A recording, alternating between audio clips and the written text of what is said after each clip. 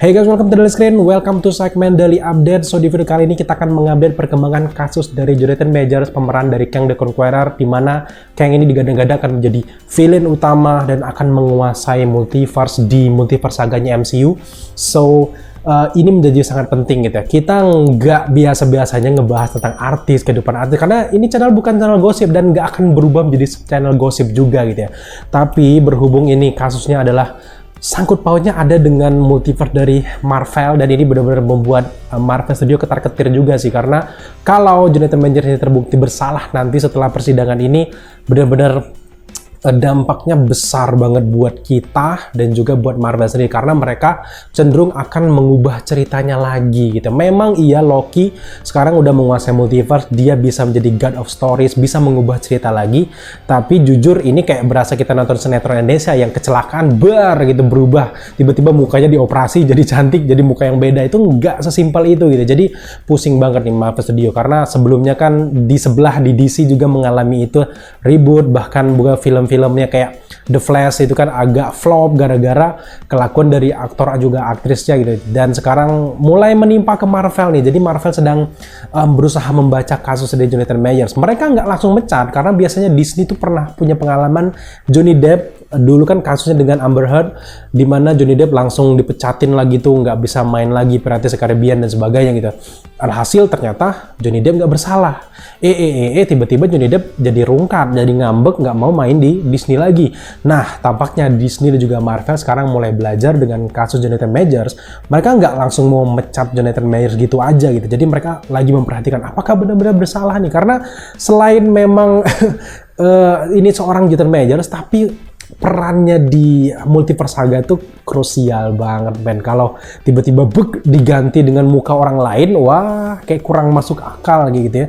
Dan setelah gue pantengin perkembangan kasus dari Jonathan Majors dari minggu pertama, karena kita janjikan kan sebenarnya keputusan dari hakim itu kan di Senin minggu lalu, ternyata sampai minggu kedua ini benar-benar pertarungannya alot banget gitu. Dari sisi si Grace Jabari, mantan kekasih dari Jonathan Majors ini juga punya beberapa saksi, juga punya beberapa pengacara yang membela dia kalau dia itu tetap benar bahwa Jonathan Majors inilah yang memukuli si Grace Jabari ini guys. Sedangkan di pihak Jonathan Majors justru si pengacara lagi berusaha keras mengumpulkan banyak banget bukti untuk dimunculkan bahwa si Jonathan Majors ini adalah tidak bersalah. Justru mereka beranggapan bahwa Grace Jabari ini yang menyerang si Jonathan Majors.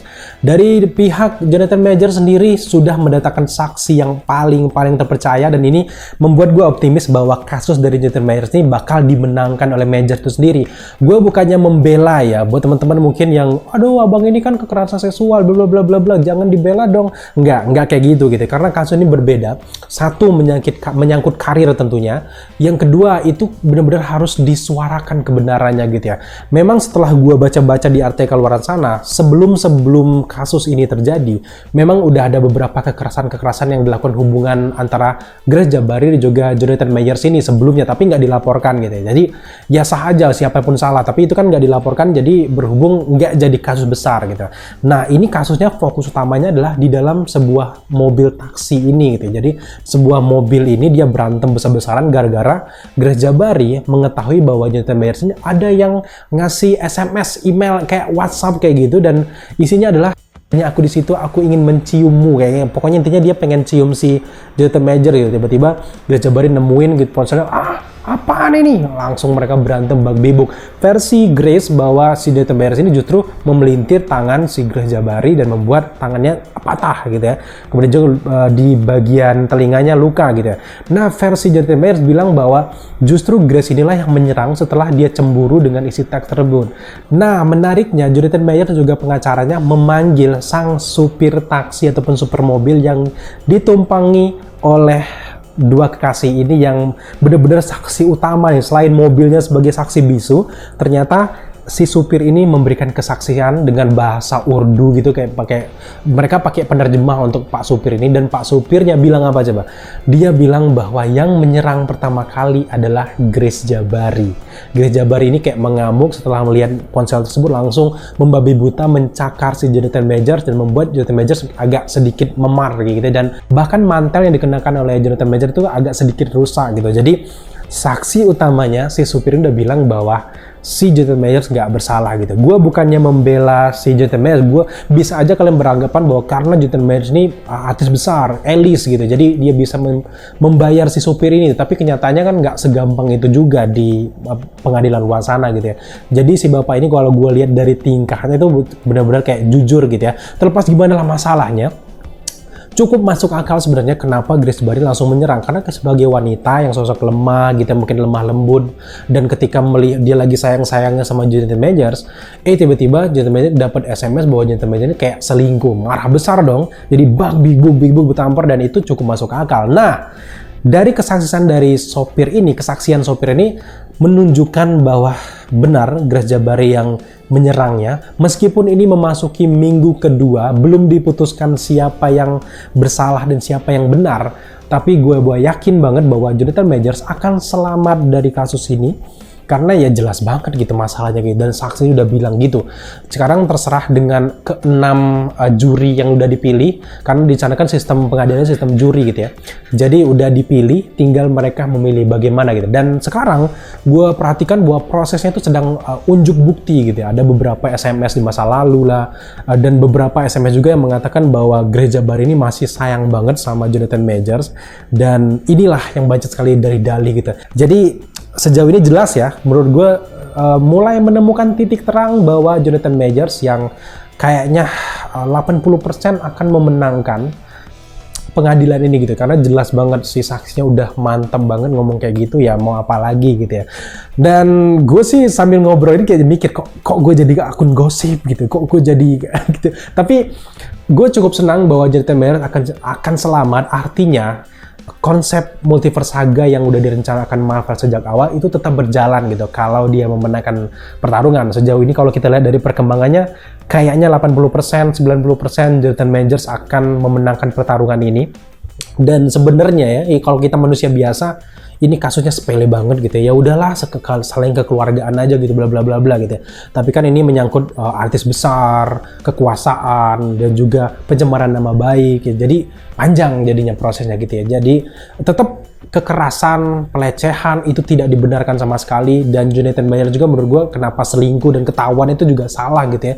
Tapi dalam hal ini kan hukum yang bertindak kekerasan dan pelecehan itu yang diutamakan kan. Jadi ya tetap gue berharap bahwa Jonathan Majors menang, dan kalaupun memang di akhirnya terbukti bersalah ya nggak masalah gitu. Tetap orang yang melakukan kekerasan harus dihukum sesuai dengan ketentuan yang berlaku di sana. Tapi balik lagi, gue berharap bahwa Jonathan Majors tidak bersalah dalam kasus ini. Dia tidak menyerang siapa-siapa, dia tetap konsisten gitu, jadi dia tetap bisa melanjutkan menjadi Kang the Conqueror, karena cerita dari Kang ini panjang banget kalau dalam komiknya, termasuk juga nanti di sinematiknya. Gue yakin bahwa akan ada perlawanan dari Kang the Conqueror, Council of Kang ini ketika Loki menguasai multiverse. Nah, akhirnya mereka akan bertarung lagi. Makanya di Deadpool ketiga nanti Mobius, Miss Minute, dan juga Minuteman TVA akan merekrut Deadpool, kemudian juga merekrut Wolverine, merekrut banyak sekali Avengers yang terpilih di setiap universe untuk melawan Council of Kang ini guys. Jadi kita jangan muluk-muluk berharap bahwa akan digantikan Dr. Doom, wah gitu kan. Proses kalau memunculkan Dr. Doom itu development karakternya harus mulai dari awal lagi, harus diceritain lagi selama ini di mana loh Dr. Doom tersebut, dan jadi kan agak pusing lagi gitu. Sedangkan untuk karakter Kang ini kan udah development karakternya udah bagus banget gitu. Muncul pertama kali di Loki season pertama, kemudian juga muncul lagi di Ant-Man and the Wasp Quantumania, dan terakhir ada di Loki season kedua, dan itu benar-benar udah bagus gitu, auranya udah keren. Apalagi gue mendengarkan beberapa kabar dari orang-orang dalam di luar sana yang mengatakan bahwa kontrak Marvel ke Jonathan Majors itu adalah kontrak untuk Kang, itu wajahnya tidak boleh digantikan oleh aktor lain ataupun recast, harus muka dia. Jadi apabila ada beberapa masalah di kemudian hari, itu mungkin bakal digantikan dengan cerita yang lain, nggak lagi tetap pada karakter Kang, karena memang udah ada kontraknya men, itu wajahnya harus wajah dari Jonathan Majors. Persetujuan antara aktor dan juga pihak dari Marvel Studio. Jadi Kalau dia bersalah, kayaknya bakal diubah ceritanya, villainnya pun akan dirubah. Itu yang akan ribet banget gitu. Siapa sih yang mau ribet gitu ya?